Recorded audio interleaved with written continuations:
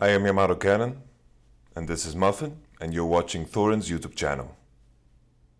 Right, if people don't remember, when the actual G2 2019 lineup was announced that CrabbZ is mid and then Perkz is switching to AD, a lot of people, even top analysts, did even say, like, look, I think Perkz is an amazing player. I've no doubt, like, he has the work ethic. But a lot of people said, like, this could go badly as well. Maybe it goes wrong. Yeah. Like, maybe he's just not that good. Or maybe he starts out badly. Or in your team, the pressure would have been, you have to basically be really good on day one because the rest of your teammates are amazing and people like Mikyx are fucking studs at their position. So, like, people don't want to wait, right? I always wondered, because obviously at the time you guys were very careful with PR. The next year when you had CrabbZ, I've noticed that story is very carefully told, which is everyone loves what he did in the playoffs where he sort of played himself in the ship. And then obviously that story in the finals, genius, where he came up with the fucking picks or whatever. That makes it all sound great. And because at the end of the story it's got a happy ending, they win the playoffs, you come from the low bracket. It's like, because he then swapped back, it's like no harm, no foul. But this is the question I have. If you go back, dude, and you just watch the regular split, and especially those first few weeks, there's got to be a moment where you were just thinking, like, fuck, what have we done? Like, that looked like it could have gone really badly, dude. Like, there was times when he just looked bad, right? My favorite story, there was one point that I wanted to murder CrabbZ. I was actually close to strangling him. It was a Misfits game. He played Aphelios, I think, and he went like 0-13 or something. Like, he just ran the fuck down. And we in debrief after the game, and each player gets a chance to talk, right? Very openly. And he sits there, straight-faced, and says, yeah, I don't think I did any mistake. I don't think I feel better. But he wasn't trolling, he like really meant it. Yeah, he was serious. And I was so close to just reaching out and grabbing his little throat there. Of course not, I'm joking, right? Of course. But man, yeah, at some point we were like, is this gonna work? But I mean, Mickey basically just giggled and said, this is fine, right? Like, we can make it work. It was a bit more iffy as well, and I think basically also we were fine not winning that split and then changing back. Because of the thing of like you said, like not trying to peak too early and trying to build into Worlds, right? Yeah, and also just because the idea actually just happened because of, I guess, CrabbZ and Perkz wanted it. There was like no... And legit, just we were in the room, they're like, can we swap? We're like, sure, if you guys want to. there was no more thought process behind Here's the real question then. What would have, because obviously, again, it was all fine because they agreed to swap back. He agreed, I'll go mid again, Yeah. The real question is, what if they'd have just said, let's just stay like this for summer? Would you really have done it? No, I don't think they would have. I think, like, Perkz as a personality would not go back on his word, ever. So I think if there was the agreement, then it would have happened. I don't think there was a world where Perkz says, unless, of course, they both Giga Smurf so hard, and CrabbZ loves AD, but he didn't like the role that much. So I think the swap always happened there. And yeah, just for context, just because I mentioned the story, right? I mean, it's true. Like, the final day, I go to the office. We had all the drafts prepared. I enter the room. I already see Mickey giggling. I'm like, okay, what's happening? And CrabbZ comes, we play Cockbar today. Like, okay, sure, let's do whatever you want, right? Like, I had a dream about it. I had an epiphany. I'm like, okay, sure, pick your fucking Cockbar. Whatever. Like, that was crazy. And then it worked out twice in a row. Does that actually, was that just a one-off, or was he someone who, did he have other ideas that he would come with or stuff? Because like you say, because he says it's a dream, it makes it sound like fate just told him, like, this is how you win, play this. Like, oh, okay, like an anime or something, Usually he has, like, weird ideas, and then he says, I will save it for playoffs. And then playoffs says, I will save it for Worlds. Like, he always like... Oh, he just puts it off. He doesn't actually have to implement it, right? Okay. It's just a good idea on paper, right? I see. Yeah, it's like, there were like many crazy ideas like this, but the Cockbar he actually was serious about, and of course, it always sounds weird, right? But if a player like him on a final day tells you something like this, he's serious, right? So there's no reason to challenge him there. Basically, the only question was, like, did you play the champ before? And he's like, yeah. I'm like, okay, sure. Here's the crazy thing. Yeah. Oh, sorry. I'm just saying, like, it also made sense in the draft. Like, Hylissang, Rekkles at that point, they would always pick top 10 videos. Oh, sure. Yes. So there's, like, again, like, the same thing as I said before with a locked ban. If you know what they're going to pick no matter what, makes it also very easy, right? Because we could just go for 5 and get it. We could get it 2-3 the next draft. Like, it was pretty straightforward to draft against them. That finals was pretty easy. This is the year, though, because obviously if people don't know, this was the year where the team went into the lower bracket because we had actually double elim this time. Yeah. And then both times he came to the final and they just swept the teams in the final, which was like mad. People know the teams. It was obviously the squads that everyone knows, right? But the funny thing is, I feel like if you told the story in season 9 that was where like the team thought they couldn't lose, dude, I think it was the opposite. I think this year it was all the opponents thought you guys couldn't lose. Because I've heard so many shit stories where I would say to them like, why'd you get swept by them, though? And they would just be like, like in that one with that one, they were like, well, the draft, we couldn't do anything, like just game over. It's like, what the fuck? You were supposed to be the best team. Same thing with all like, it sounds like the other teams had it in their head that like, it's inevitable, they're going to beat us. Oh yeah, for sure, and especially. Like, Perkz and Wunder are so goddamn cocky, right? And I could sit here for 1 hour and just talk about the best pregame shots they have in lobby. And just get into the opponent's head. Like, for example, also, like, little stuff that can be funny. Like, 2019, before COVID, of course, we were in the finals. And then we go back on stage and Luca just has the biggest grin, like, ever. And we're like, what happened? He's like, and just starts laughing. Like, I went out of the bathroom, slammed the door into the enemy mid laner, I'm just like laughing, like chatting about it in lobby, like not on purpose, right? But just like sure. the bathroom. And like stuff like this in lobby, like did it hurt and stuff, like just getting back to it. And basically, if your opponent like us, right, we were really good, and then Wunder and Perkz talk like they don't even care or they don't take it seriously, you feel even worse, right? You feel like, shit, these guys are so fucking confident. So the cockiness in that regard helped a lot. Okay. Right. The funny thing is, like you said, the story behind Season 9 Worlds is that you were never supposed to be in the final. You're supposed to lose all these matches. Like, things had gone badly with the boot camp. 2020, though, is a similar scenario, right? Because this was the one where, like, on paper, there was no world you were, like, actually going to beat that one, realistically. I think even all the players told me, like, they knew that was over. So how did you guys approach it? Because still to make the semis was legit. And to beat Gen G was it's not nothing. Like, there's still a Korean team with good players. Like, and actually in that one, it seemed like you also put the fear of God in them a bit. I am a really big hater of the Gen G roster, by the way. So that one? Okay. Yeah. With Clinton BDD, I think that was really free, especially with Dust Operation. Especially, like, again, Gen G was still stuck in the entire Korea plays the same way every game. Because there's no way where, like, level 1, you get invaded the first game, and you stay in the same position as you normally would the next game. Like, there was no talk about being dynamic or changing stuff up. Like, 3 games in a row, they're the same level 1, the Duff could scout. We cheesed them 3 times and we knew they were in the head, right? So I think Gen G was a bit worse. Funny enough, I think that tournament, though, the only team that in my head could have beaten Damwon was JDG, but that was pretty early. And at that point, even, I think, like, if you put us in the other bracket, we would have been in the finals against Damwon as well. Like, I think we would have beaten Zooning, for example. And Tess, I think it was, right? Zooning against Tess. But yeah, Damwon was still, especially now because they lost their fear on stage, I would say, they had last year. Like, they actually played to the level that we thought they would play the year before, if that makes sense. And then, of course, the entire, like, narratives about them wanting revenge against us and stuff, right? Still. Made sure that they are really motivated. And I think, though, wasn't it a game where, like, in Game 4, we were really ahead, and then we griefed it with Ashe Pantheon. I think Game 4 we could have won. Because, like, Game 3... like, Noguri ended on Fiora, right? He was like 1-8 or something, and we could win. But I think M4 actually was in a really good spot, and then we just griefed at bot lane. So they were not unbeatable, because back then what happened is that I think Damwon's mid game was really weak. Like, weak in the context of Worlds, right? That means if you somehow survive the early game, and you can get to a point you can accelerate the mid game, you can win. But that's just easier said than done against them, right? Because they're just that fucking good. But that was the thought process. I think, for me, personally, I had more hope against Damwon that year than against FPX last year, for example. But yeah, of course, it was still really hard. But against Zooning and Tess, I think we would have won. Because that was the only year we actually had good win rates against all Chinese teams, besides JDG or Kanavi, which was on a different level. By the way, obviously, in this scenario, technically the one in Season 8 was with the Wadid but so it wasn't the same G2. But of the 3 big teams that you played, because obviously these teams all won Worlds, you played IG, FPX. Of the 3, who do you think was actually the best? Overall, or in that year's context? No, just to you, who was like the best overall? The Damwon, probably. That would be number 1. Yeah, just because they had like so many styles of play. Whereas FPX were like really, really good at playing what I mentioned before at the support jungle mid. But that's like the way they played. Like, Gimgoon wasn't insane top laner. Like, Wunder got average, I think like Wunder got Dolphin 3 times the first game. He was still like 40 CS up.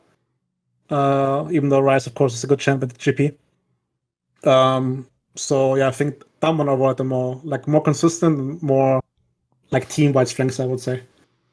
Right. One thing I've always thought is quite cool is there's a different relationship I've noticed between coaches and like the star player, especially if you know it's like the franchise player, because spoiler, as a coach, you've got to be smart enough to know all that's about how you keep your job. He has to like you because he's going to talk to a Carlos, Sam Matthew. They're going to go to those people. And if you're a coach watching this going, you just don't know they're already doing that behind your back, mate. Like that's happening. So you've always got to keep the Bjergs and the Perkz record. These people get treated differently than support number 4 or whatever, right? So in this case, one thing I found cool though is when you actually win, you do get that thing, even though it sounds cheesy, like what a school teacher would say. It's like, I also learned as much from them as they did from me. You sort of do though in a way, like part of having the success is you teach each other. So what would you say was the lesson of working with Perkz? It sounds like he's a very unique player compared even to other great mid laners, etc.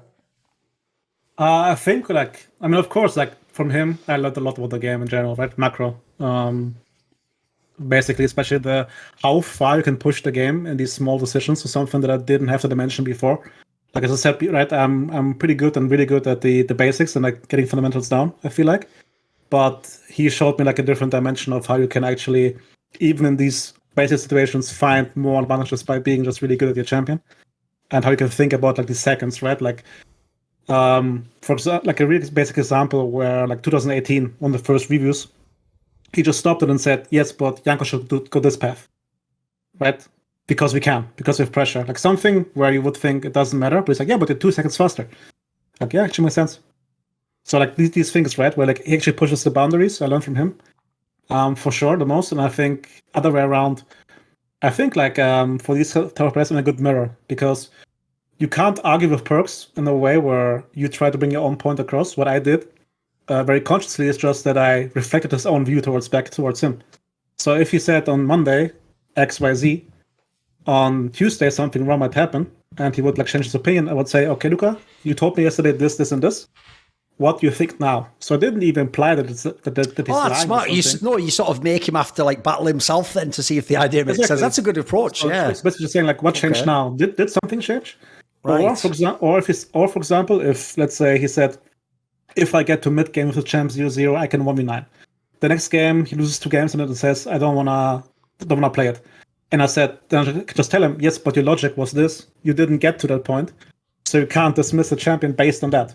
You can tell me you don't think we can get to mid game. That's a different argument, but you can't abandon the champion just because of this. That's your own logic, right? Right. Is this an effective style with him? This works if you do this. I think it's effective with any top player, right? Right. Because why pick a battle on their field if you can just make sure that their logic stays consistent?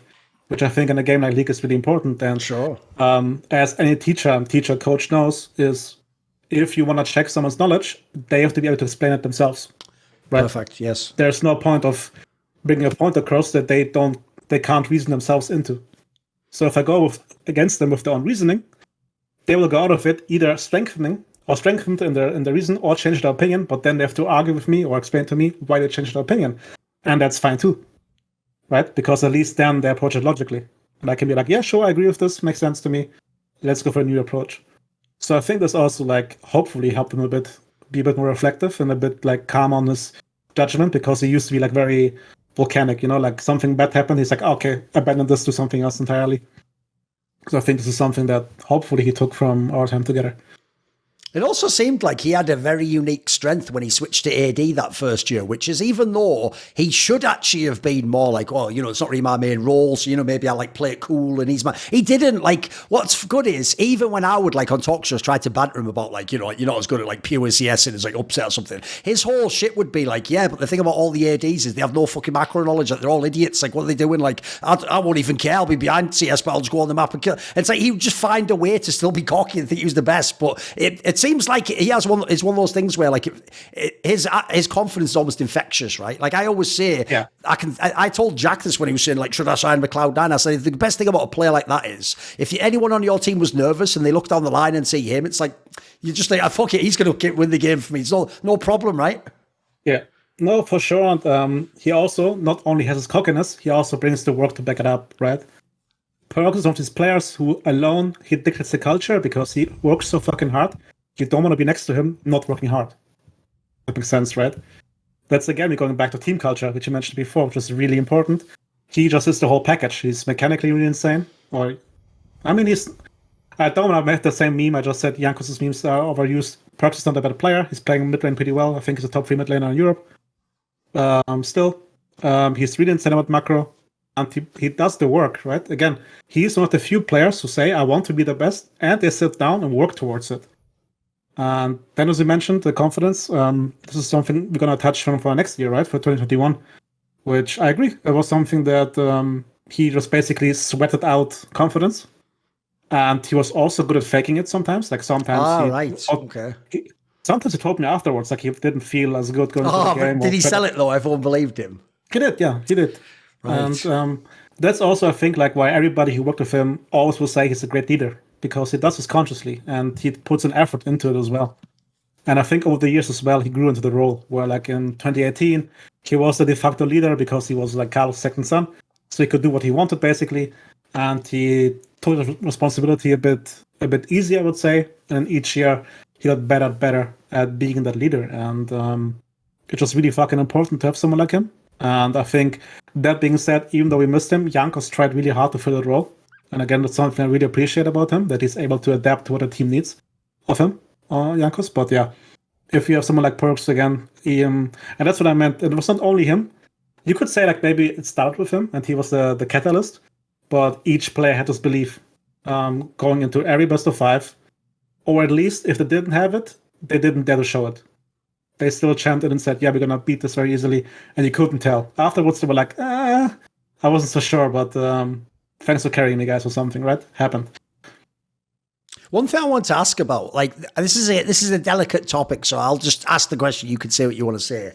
But I think a mega underrated storyline about this era when Perkz was in the team was the 2020 storyline, where people forget this. Everyone just credited him in Season 9. He was just a really good AD. Like, he actually played the role fantastically. He hadn't had the role swaps, obviously, that happened in spring of 2020. But after he did the role swaps and he came back to AD, people forget he didn't just come back to AD. That was the one where he had the tragic passing of a family member and basically, like, also, it took it easy the first few weeks, right? And if you remember, this was when the meta switched. It was like Ashe became like the champion again, which hadn't even been in the game for years. And I remember one thing that very much impressed me was it did look like he took the first few weeks off and maybe he didn't play scrims or he was allowed to have to. But you could sort of see that he like played himself into form. And by the time Worlds came, he actually was good again. And he was even good on these champions. And he could play some of the ones that, like, obviously in his era, there wasn't a Phelios in these champions. It seemed like that was something, maybe I'm just saying it as an outsider, but I thought that quite admirable. Like, he never complained about it. He never said it in interviews like this is the reason why, but he found a way to just become good again.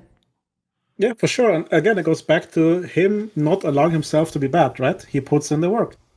And again, I got really lucky because the entire team was like this. Again, I'm not going to take any credit, but that's also something like you can't teach anyone. You can't coach that. There's no coach in the world who makes someone who doesn't work into a worker. It doesn't happen. Like any person needs something in themselves that makes them strive towards something, right?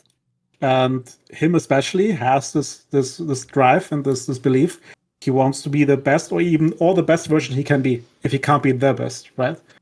And he works towards it, and he doesn't allow himself to slack off. He doesn't allow himself to not be good. If he feels he's not good, he goes to upset us about something, watches VODs, he learns by himself. Of course, he comes to us and asks for advice sometimes, right? But he puts in the work because he feels insufficient for what he's doing.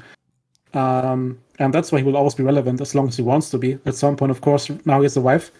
Maybe at some point he says, I want to have a family. And that's the only time I see Perkz being not good anymore, right? But until he says he wants to win, I have full belief in him, and I think he will be always relevant. That's just the type of person he is. Like, the funny thing is, because one thing people don't know is the cool thing about having connections behind the scenes is you don't have to rely on the nonsense people say in interviews. So you probably know this. Oh my God, yeah. Loads of those Korean and Chinese players know to say, of course, I think Rekkles is as good as they just know that if you say that, you just get free fans and everyone loves you. Like, oh, what a great guy. Like, sometimes they don't always believe that stuff, guys. They know what we want to hear. And sometimes just being polite. You know, they don't want to be like, fuck LCS teams, they are all trash. Like, it's only really outgoing Asians do that. But I could believe, and from things I've seen, that like Asian players respect Perkz. Think of all the success he's had. I'm sure they respect Jankos, like as a Western player, could do all these things. But the thing is, I think genuinely, that Caps is the only one any top Western player ever feared. I think it's the only one dude that I got the vibe that they really thought, like, if he goes off and he hits his top level, I mean, you've seen it in some of these games, like, he could be as good as anyone, right? I wanted to know, if you coach someone like that, what's it like to have someone who basically, even though sure, especially in the first years, it was kind of a bit coin flippy. If you hit heads though, you've got like the superpower, you've just got like Superman on your team, right? Yeah. Just to add to this, I think Wunder 219 and late 218. Okay. Is he got the respect as well. Yeah, because he's one of the few people who could actually or went to the Shy and tried to go to Tor, right? Sure. With him. Sure. And just like a side note, the scrims against IG with Wunder against the Shy, I didn't watch the games. I just sit behind Wunder and watch that screen. It was crazy what happened there sometimes, right? Okay. Both players, complete ego players, did not care about the game at all. Just straight mechanics, just straight fighting all the fucking time. It was glorious. But Caps, so of course, like Perkz is a really fucking good mid laner, and we played Zoe 218 red. Or like these kind of champions, that I was really impressed. And then I remember the first scrim that Perkz, that Caps played mid lane. He had Zoe, and I was just mesmerized. I was like, I had no idea what was going on watching the screen. Like I was like, am I that old? Or what's happening? I can't follow. So mechanically, of course, Caps was that year especially on a different level. And yeah, again, like he's a bit more goofy than Perkz, but he has the same need as Perkz, as being as good as he can be. Right, he doesn't allow himself to be not good, which again is a rare condition you have, and especially in esports. Is he the only player though? I mean, of course, mechanically, I think he was the best player we had in the West. That's I think is a given, right? I think no one comes close to that. I think, for example, like Asian people think about the one best of 5 they think about you, right? For example, Perkz is LeBlanc against RNG. Sure. That alone, everybody in Asia knows who Perkz is. Everybody who plays League will have respect for him just of that best of 5. So I would say like the most of the roster has this benefit in Korea and China. So would I put Caps on a different level, just respect-wise? No, but of course, like as a player, the peaks he has is it's unfair. And even still now, I said last year, I was very sure I felt that roster of G2 should not be a title-winning team unless Caps goes OV9. And then he goes crazy in playoffs in the winner split, and I'm like, yep, okay, I guess he just didn't want to lose. Like he feels like a main character in an anime. Like he wakes up and says, I don't want to lose anymore. And then he makes sure he doesn't lose. And it's kind of crazy how much power he has there. Like, for example, that's so funny story. Like when he shaved his head, it just nobody knew. Like, no, he just came in with it like that. You didn't explain, right? Okay. So Mickey and him shared an apartment, and apparently, like Mickey, like one morning woke up and Caps was like throwing out blankets and everything from the room, like his alarm clock and shit. And he still had patches of hair because he shaved himself and he couldn't do it correctly. So he still had like patches everywhere of just random hair. And Mickey's like, what happened? He's like, yeah, I just want to change. I think I need to change to be better. And he just suddenly became sport Caps who smurfed again. So I don't know. Yeah, he just wakes up one day and feels like he should be the best in the world. And then he becomes that for like a while. You know, one thing I've always thought people underrated about him because of that whole meme of like it's claps or caps, like which one is it? Because they make it sound like you can just choose to not do the craps ones and just only be the good one. Whereas to me, it was so obvious that was like he just had a creativity. Because I'll give you a very quick story. There's a story where when Kobe Bryant was like injured for a season and he was just watching the Lakers play some game, he was getting a documentary filmed on him, right? And the guy who was making the documentary didn't know like everything about basketball. So he was just asking him questions during the game. And in the game, there was a player who'd missed, like, I think the first 9 shots or something. So what happened was that player just unsurprisingly thought, well, I'm having a bad game, took way less shots, ended the game and tried to like pass to other people. And what happened was this guy turned to Kobe and Kobe said, you see, the thing about me is that would never happen to me. And the guy goes, what do you mean? And he goes, because if I go 0 for 9, I'm going to go 0 for 30. And the guy was like, what the hell? And the whole premise obviously was, his logic was like, I'm just going to give up because I'm 0-9. Like every time I'm going to sort of delete, like Men in Black, delete the memory and just start over. Yeah. Like Caps, that's pretty rare, but it feels like he has that angle. Because when you're talking about like, if he does a crazy int or something, he really is like, he has like no conscience. He can just delete it and do it again, right? He isn't thinking like, oh fuck, I've got to make up for that. It doesn't get, like, he almost has like that's a very unique quality from players I've met, mate. Yeah, and also something that of course you cannot know if you don't know him. And I don't think he minds me sharing it, but he's also like he comes across very aloof and funny. But if he gets mad, my God, the room gets cold. Okay. Like he can get very intense. So if he feels like you criticize him on something he thinks was good, which of course as a coach you do sometimes, right? And he snaps at you for like normal decisions were correct, I just misspelled or whatever. Like shut the fuck up. And like the entire room was like, okay, let's leave CrabbZ alone for a moment. Which is also something important, right? Intensity is something that every good athlete needs. And it's just something that he doesn't show as much as like Perkz would, for example, or Jankos. But given the cockiness that you know of, right? The whole publicly being, oh yeah, this guy's good, and then after behind the scenes speaking, this guy's dog shit. Not that strong. He words it more nicely than me, but he still gets the same point across. But the intensity is the same thing, like a Perkz had. What about? It's always really funny to see. I also thought he must, in some ways, be one of the trickiest players to coach, though, because again, like I say, it's not as simple if you're a fan of just taking the moment where he obviously ints or like saves his flash for no reason and just dies to the jungle at level 3 or whatever, right? A fan would think you take that like a normal player and go, don't do that. But if you say that, then he's not going to do all the genius shit as well. Like the joke is the time he saves the flash in a match and doesn't, like that creates a scenario later. So it must be really tricky to get the balance of like when do, because essentially like the analogy would be, it's like the analogy is it's like a wild horse. You don't want to like break it completely. You want to be able to ride it maybe, but you don't want to like make it like a fucking show pony, as it were. Like how do you manage that? It must be tricky. You have to accept it, basically. Right. And as you said, right, like some players are just mad geniuses and you let them go.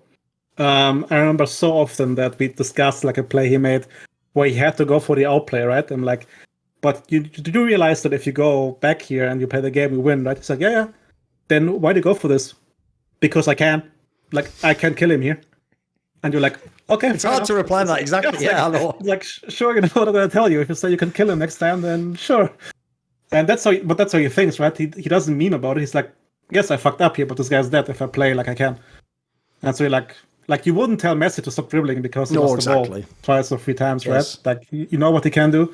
So, like, the only, like, bad thing, in quotation marks, about Caps, and I think this is something he probably worked on, is that if something happened where he wasn't sure or, like, he got changed, you can't talk about him on the topic on the same day. Like, he needs a night to think about it. Like, he will block it and be like, no, I'm right. And then the next day you can approach it again, which is something where I'm really bad at. So I think this is something where we both didn't match in that regard. Like, I'm someone who wants to finish a topic now and get it done, where Caps is like, do it next day. But it's something that is like personal to me, I guess. Like, different coaches would have no issues with that. And that's like a really, really small thing to complain about, right? Sure. So yeah. Well, along those lines, though, I think a follow-up I would have is you can always tell the people, dude, who've only been in like, the bottom feeder LEC teams, because when they tell these stories in interviews of all the problems and this guy didn't agree, they think that those problems only exist in the bad teams, and that if you join G2 or Fnatic, everyone's like the model pro, like, yeah, excellent scrim, like, let's review it. Like, they don't know every team has crazy relationship dynamics. And like you're saying here, like, I've heard teams, by the way, where one of the things that would fuck things up is the coach would just think things, like in that scenario, when he's working with lesser players, he would think, well, they don't respect me then, like I can't get, and they would be having all problems with the org and the management. So like every team's got these crazy elements that you have to figure out. It's a different bunch, right? Yeah, especially I think and we go back to this whole idea of winning, is that we all have an insane ego, or had an ego in G2. I still have an insane ego, even though I'm getting shit on every single day, everywhere. But no ego was more important than winning for no one. Like, everybody had the same goal. So that means, for example, I was like, people get surprised if I say that Perkz told me to shut the fuck up, you know? But for me, it's normal. Why would I care? Like, him being strong, like that strong in his opinion, just means that he believes so hard that this is the winning play. So why would I think he attacks me personally when it's just his opinion being, like, him being so strong in the opinion, right? And this went for the entire team. So basically, when in a weaker team, someone would say, shut the fuck up, it would instantly become my ego, right? This is my opinion. My opinion is my ego. I think this is the biggest issue that people have, is that they couple their opinion with their ego. I've heard of players getting benched for things like that. Yeah, and I think, like, of course you hold your opinion dearly because it's your opinion, but being wrong doesn't make you a worse person. Like, you just grew afterwards to become even a better person if you were wrong, if you can admit that, right? So I think, like, lesser players or lesser teams have the issue that all the battles become about the ego protecting it and, like, not even caring about the result. Whereas in G2 it was, who cares about my ego? Like, sure, tell me what the fuck you want. I don't care. As long as you think this is the winning play, go for it, right? So why would we argue about this stuff? Like, also, it even happened before G2 because Maxlor, Nuber, was a player in ROCCAT, and I was like, he was the only player that I cast out of the room, cancelled scrims, and made him go home. I don't even know what happened anymore, but I just said, leave I don't want to see you anymore, just go home. And we scrimmed each other. I don't know. The reason was, I think, something in review. And the next day, we both came in, we talked about it, said, this is what I meant, this is what I meant. Okay, cool. And it was done. Because we both, and here's the same mindset, was we wanted to win. Nothing else matters. Of course, like, especially as a coach, you should think a bit more about what you say. But especially in G2, I knew my players, I knew what I can say in what way. But ultimately, if you have that belief and if you are that kind of athlete who actually wants it so much, you don't care about anything else. I mean, if it's the same thing, if you watch any documentary about Kobe or the entire team, the Bulls, right, how they talk to each other, how intense they were, like they would eat you alive. Like, of course, MJ, not Kobe on the Bulls, right? But especially MJ would eat you alive if you didn't match the intensity or if you cared about these things. Which is the same in football as well. In any sport, you need these people who, like, goal is just the end, like the ultimate, like winning is the end thing, right? Nothing else matters if you're winning. Which can also create a kind of toxic pressure, which is a different topic. Sure. But that's also why in G2 it just worked, right? I did not care. Like, I didn't have to be a superstar. I never had a chance to be. Like, I knew full well with this team, the best I can do is be neutral. If it goes wrong, it's my fault. I mean, I want to ask a question on this topic, actually, because that was one thing you notice I always used to say on the talk shows that I think fans missed. They all did the stupid thing, which they still do to this day, of like, anyone who had those players would win. Look how good they are. Like, spoiler guys, like most super teams fail in League of Legends. Like, it's actually the opposite. It's very rare that those teams are a super amazing, play how you expect. So one thing I always thought was interesting was, if you have so many big egos and you have a team with so many great players, sometimes you actually want yourself to almost not have a big ego yourself. Like, there's other coaches might come in and their logic might be like, right, since this is big egos, I've got to be the biggest one. I better like alpha the alphas, and I better sort of like show my boss. I'll have a strict hierarchy, and then that's how we'll win. It felt like your vibe was like, I'll let them breathe. I'll let them sort of have their space and let them get away with things that maybe another team would be a bit strict on. Oh yeah, I mean, one way to paint a picture for fans who might not know is that, like, every room has limited space, right? And different personalities occupy different amount of space. So Perkz, for example, is very big in the room. Like, he's probably the biggest person in any room ever. In terms of like just like the aura he has, the attitude he has, the pressure he brings, like the good pressure he brings. So if you try to inflate your own space, it will, at some point, you don't have room anymore. You don't have space in the room anymore. It doesn't work. So of course, like, I did it very consciously, especially at the beginning. And I think this was the only part where I ever felt like Perkz doesn't like me, was in like 2018, in the beginning. Because I felt this way, I knew it back then, and I gave the space, but he felt like I don't want to provide anything to the team. Right. Because I was like, I give you the room to do so. And I think over the time, he learned to appreciate it. Same for Jankos, right? So if you have Perkz, you have Jankos, or you're two people who take like a really big amount of the space I'm talking about. So of course, as a coach, you should just take a back seat. And sometimes shutting up is the best thing you can provide in an environment. So basically, when it comes to this and the whole argument about you didn't do anything and someone else could have won, I say maybe. I just try to be as helpful as I can. This is something you can never answer. You can never know if somebody else would have reached the same heights. I think with my approach, I helped them. And then that's it, right? Why would I bother about anybody else's opinion? Besides, everybody in esports has the biggest imposter syndrome anyways. Of course. So whatever fans say don't matter. I said worse things to myself, especially after losing Worlds, than you ever could. So keep flaming. The other thing as well was, just specifically on this, like the super team, when you were doing the drafting, again, they would all think, well, if you have all these brilliant players, you just play everything. It's like, you made a very interesting point on Best Damn League Show I want to tie to this, which was when you made the case that, like, as mad as it sounds, because he has a reputation, he's a bit of a diva, people actually might just cater to Rekkles and just give him whatever he says. Oh, shit, I better say he's right. Believe it or not, even players like that sometimes want you to sort of be like, whoa, shit, really? Like, I thought you were going to push back. You know, I'm throwing that idea out there. Maybe I'm just sounding it out there. Or maybe I actually wanted, like, to have a battle over it and see what I really think. Do I have even good argument? Because one of the things about this team is, obviously you didn't just literally just go, like, Caps goes, I should play this. Oh, okay, then there you go. Like, A, you can't run a team like that. And then B, some of these players also want you to sometimes sort of say, like, no, this isn't the right time for it, right? They appreciate it when they know it works in the game. Yeah, basically what we had in G2 was just the framework of how we expect the draft to play out in terms of do you have pressure or not. So let's say if we go to the draft and we think Wunder is gonna pick, you need push. If it tells me I can pick Timo, he has push, sure. Like, we know how to play the game from there, right? I think the only time we picked the pick for no reason whatsoever was the Garen against Vitality, the fans sign. Which I think we took the memes a bit too far. Of course, also G2 was happy about it because of course, it's good PR, right? Sure. And even that game, we sat there before the game because we knew we were going to pick Garen. We're like, okay, guys, we have the worst champ in the game. How do we win? Your theory crafted a comp that could and work. We made the comp. Right. We made the comp where we felt like, okay, which comp will need a top laner the least? And we're like Azir mid lane with winning bot. And we're like, okay, we actually tried to win this, but of course, Garen was a bit of a dead weight, right? But we actually sat there like, okay, we're gonna int in draft. How do you make the int workable? And even like, for example, there was this one Kha'Zix pick where Wunder and Cass played rock, paper, scissors to who gets it. That's again the same thing I mentioned, right? It doesn't matter who plays it because we talked about how it should work in the framework of the comp. It doesn't matter if it's top or mid.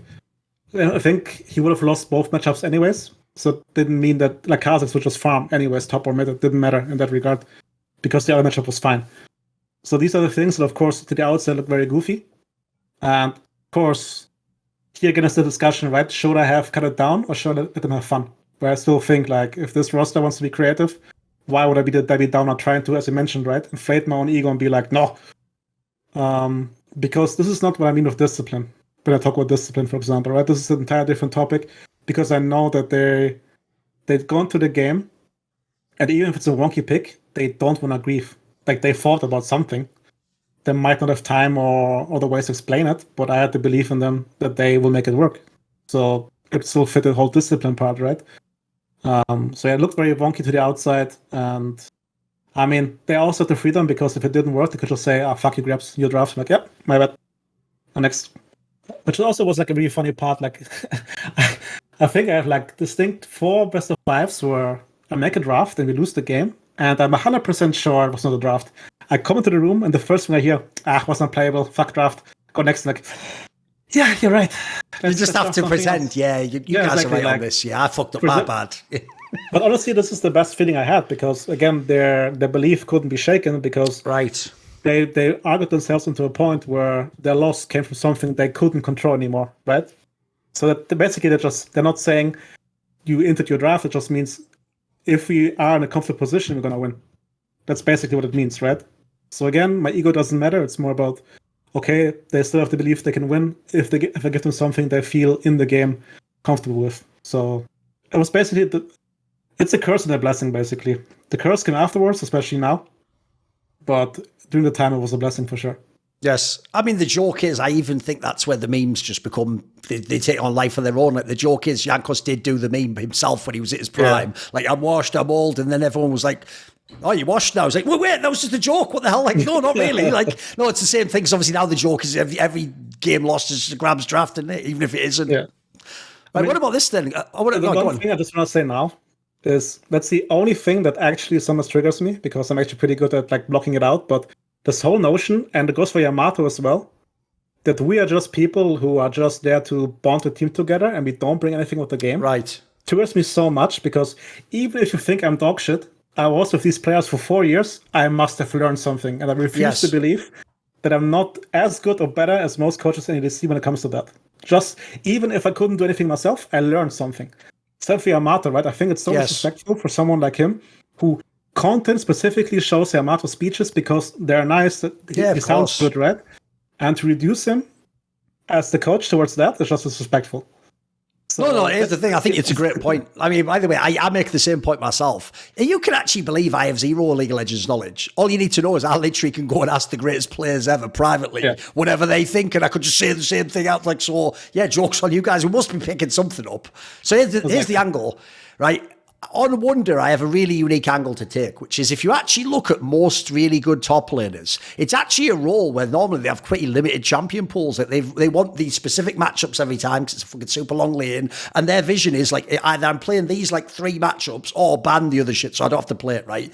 It's very rare you get one, and Wunder is in this vein of the only other person I can compare it to is Soaz, where they really will do that shit of like, pick this for me, and you're like, have you been playing that? Like, of course not, but pick it for me anyway. And you just do it. Like, these guys, just there's something special about them. Like, how can he do that? Like, people think that's a meme, you know. They think he, like, trolls. Like, he really has first-time shit on stage, right?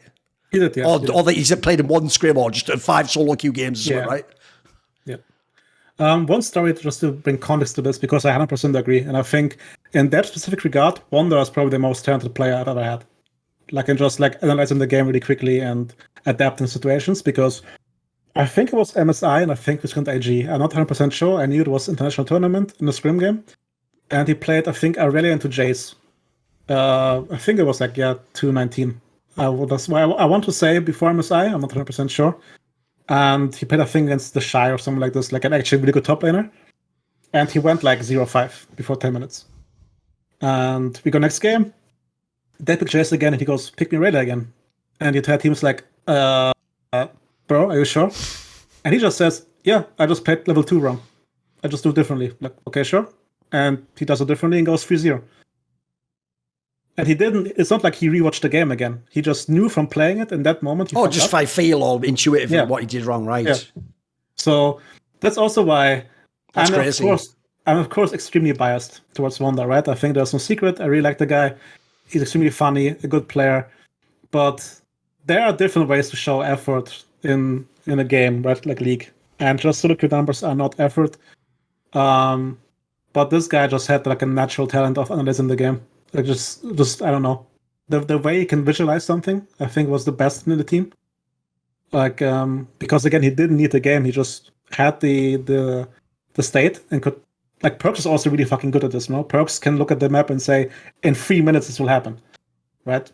And Wunder can do the same thing to a degree, especially on this matchup. So if you play something the first time, as long as he has something comparable, he will do good.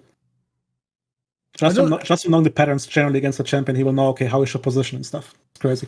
Another angle I always thought was mega underrated about him is like, it's like people forget who players are when they're in different teams. This guy was a fucking carry top laner, and in G2 he was a really strong player. Like, if that player would be totally within his rights to just say, fuck the rest of the team. Anytime I get a good matchup, give me like a Camille, give me all these champions that I can carry the game on. If anything, from the stories I've heard, he was the main one of the laners that always took like the short end of the stick and was like, yeah, fuck it, the draft's gone to shit, just give me this, then whatever. Or like, yeah, you can flex some crap in him out, and I wasn't even supposed to be playing in this draft. I've heard he was a super like willing guy to give up in that sense. 100%.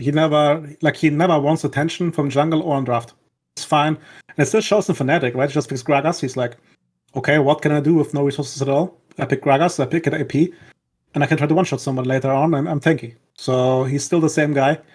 For example, also something to contextualize the whole fanatic thing, because fans have an opinion, just pick Camille, for example, right? And they don't know the nuances of matchups, and they don't know that they pick it shit on or can't play against certain champions. So Wunder, for example, he will not, like, he will realize, he will see 5 champions and be like, okay, there's nothing I can pick here that can carry as a top laner. It does not mean that he doesn't think he can win. He just doesn't see a champion that can, on average, be impactful in the game as a carry, so he just goes, pick me a tank. Because that way he has more average in performance on the game, right? He's really good at that as well. And it just so happens that, sure, right now, carry tops to pick Fiora. Jax is not a carry top, but Fiora was never his champion. So he's not the kind of guy who lets his ego dictate that he has to be playing Fiora. He knows, okay, not my champ.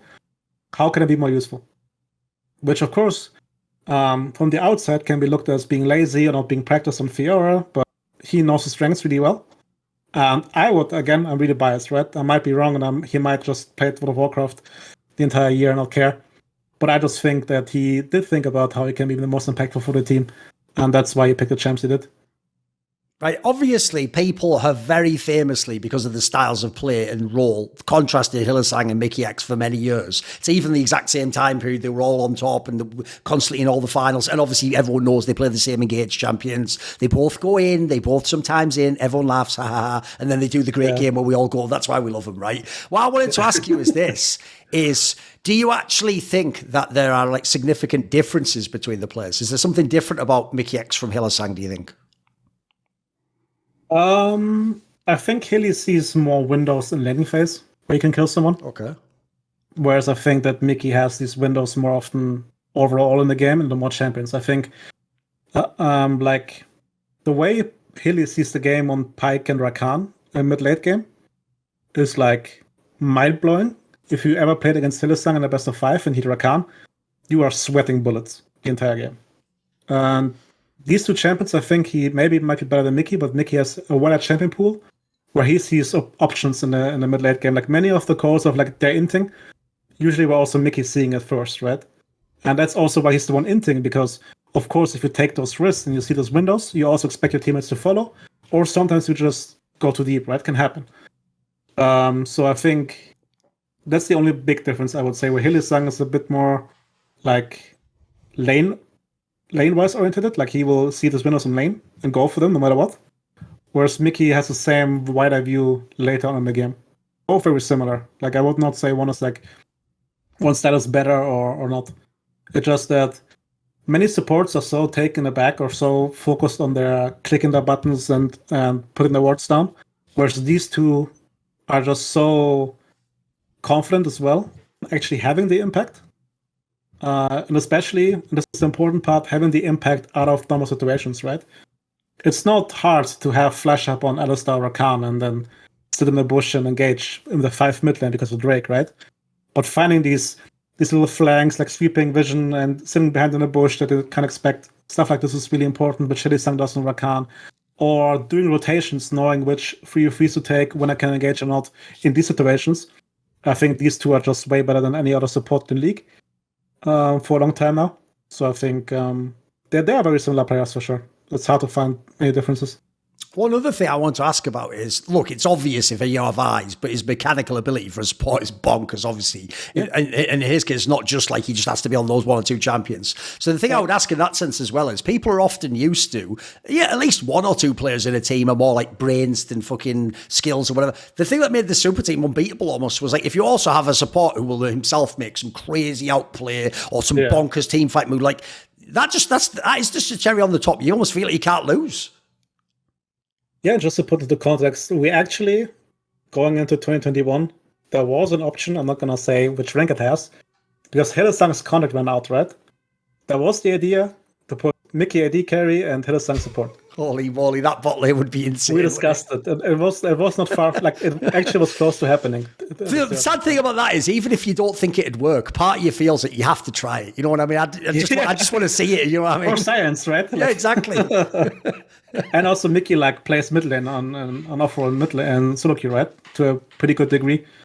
So yeah, he's mechanically really good, which is also like a big plus, right, compared to other supports. Yes. Right, let's and talk. Also allows them to like adapt to any meta, right? Because many supports are very limited in the champ pool because their mechanics only allow one certain playstyle, but he is good enough on mechanics alone to like be able to adapt. Of course, he still has a tendency to engage even on Nami and then die in River, right? That's just Mickey how it's gonna be, and I don't think you can change it anytime soon. I work hard to make sure I get mine, but no one can do it all on their own. And that's why everyone needs a support group. And so I have my Patreon community. Do you want to suggest a topic or a guest for my content? Maybe you want to ask a question in one of these monthly AMAs. Do you want teasers? Find out who the upcoming guests are. Or maybe you want to take part in one of those long discussions where you can help set the table of the topics and join in with other like-minded people. Well, if so, put your money where your mouth is and join the Illuminati today via the Patreon link below, as the following people who I very much appreciate did: Matt Pugnich, Rakula, Ahmed Haju, Kyle, Bot Pounder 420, Thooorin, Animosity, Tobias Bernasconi, Jensen Gore, Tosh, and always, you know it, a special thanks goes out to Jerky's Minion.